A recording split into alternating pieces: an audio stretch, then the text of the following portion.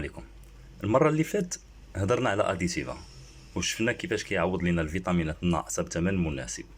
اليوم غادي نتكلموا على واحد من اشهر المكملات في الصيدليه، بيروكا.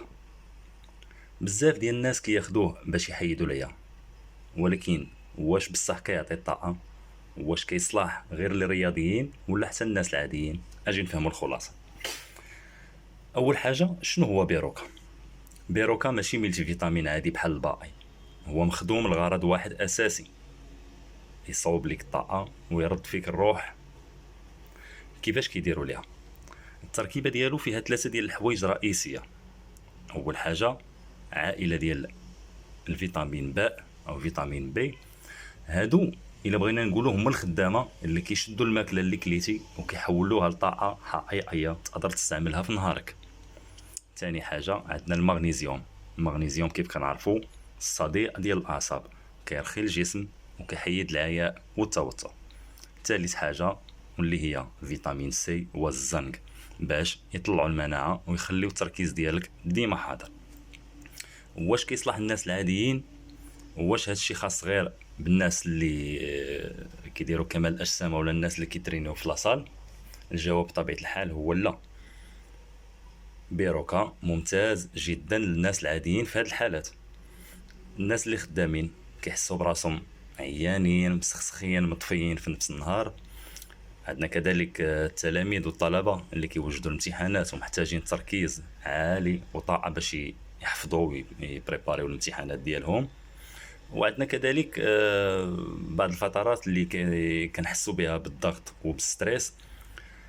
اي واحد كيمر من هذه الفتره ديال الضغط النفسي او الارهاق الذهني، فهاد التركيبه كتعاون الدماغ والجسم باش يرجعوا التوازن ديالهم. دابا ركزوا معايا مزيان في هاد جوج النقاط اللي غادي نقول لكم دابا، وخصكم ضروري تردوا ليها البال. اول حاجه القضيه ديال البول، عزكم الله. ملي غنشربوه غنلاحظوا باللي اللون ديال البول ديالنا ولا اصفر الفاقع، وهذه حاجه طبيعيه، يعني حاجه طبيعيه جدا. الجسم هنا غير كيلوح اولا كيتخلص من الفائض ديال الفيتامين بي جوج. عندنا كذلك حاجه مهمه خصنا نعرفوها، وهي قضيه ديال الملحه. فمهمه بزاف للناس اللي عندهم ضغط، نقولوا الطونسيون. علاش؟ لان هاد الاقراص هادي ديال بيروكا، الاقراص اللي كتكشكش في الماء، كتكون فيها واحد النسبه ديال الصوديوم. هاد النسبه ديال الصوديوم كتعاون هاد الاقراص هادي باش تذوب. يعني الا كان عندك مشكل او ارتفاع ديال ضغط الدم، فمن الافضل انك تشوف مع الطبيب الا كان مانع عليك الملحه.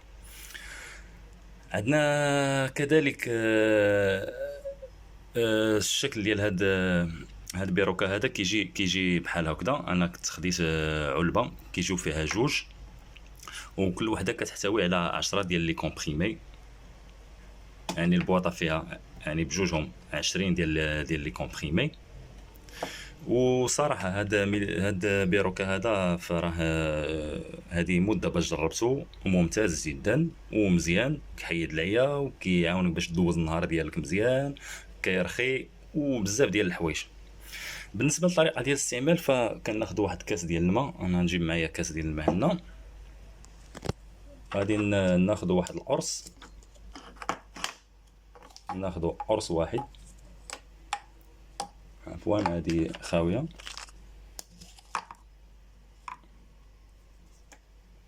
هو كيف ما كتشوفوا كناخذ قرص واحد ديال بيروكا كنديروه في الماء. فاحسن وقت تاخذ فيه بيروكا هو الصباح مع الفطور، باش يعطيك المفعول ديالو النهار كامل.